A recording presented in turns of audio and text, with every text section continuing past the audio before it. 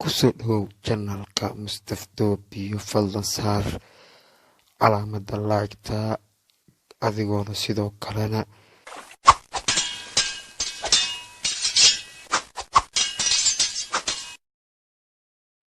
kulankaani maanta iskugu yimaadeen xubnaha golaha wasiirada Soomaaliya waxaa shir gudoominayay ra-iisul wasaaraha xukuumadda federaalka Xasan Cali Kheyre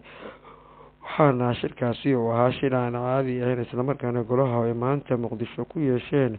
ay ku ansixiyeen golaha inay ogolaadaan heshiiska ay dowladda Norway ku caawinayso deyn cafinta Soomaaliya.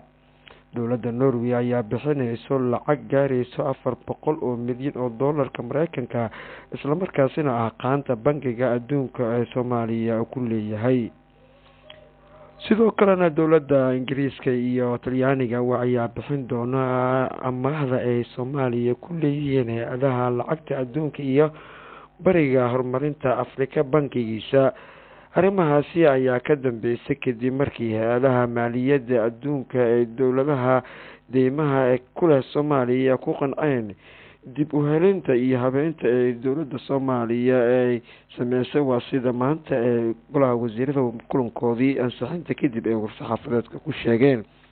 hay-adda lacagta adduunka iyo bangiga dhexe ee horumarinta Afrika ayaa la filayaa in toddobaadyada soo socda inay u cafiyaan Soomaaliya deynta ay ku leeyihiin islamarkaasina u furi doonto bag cusub. inkastoo dhaliilaha amaahinaasi iyo bogaadinaan dowladda Soomaaliya ay sheegayso inay qaado islamarkaan deymo la cafiyay, balse Soomaaliya dhaqaalaheeda kobac iyo horumarin iyo looma muuqdo iminkana iyadoo dabaqadii dhexe Soomaaliya nolosha ay halkaasi ka baxday. deeqahani la cafiyay iyo sidoo kale qasnada dowladda waxyaabaha soo galay iyo horumarka higsiga ee lagu ammaanayay dowladda sheegayso ma ka muuqataa dalka Soomaaliya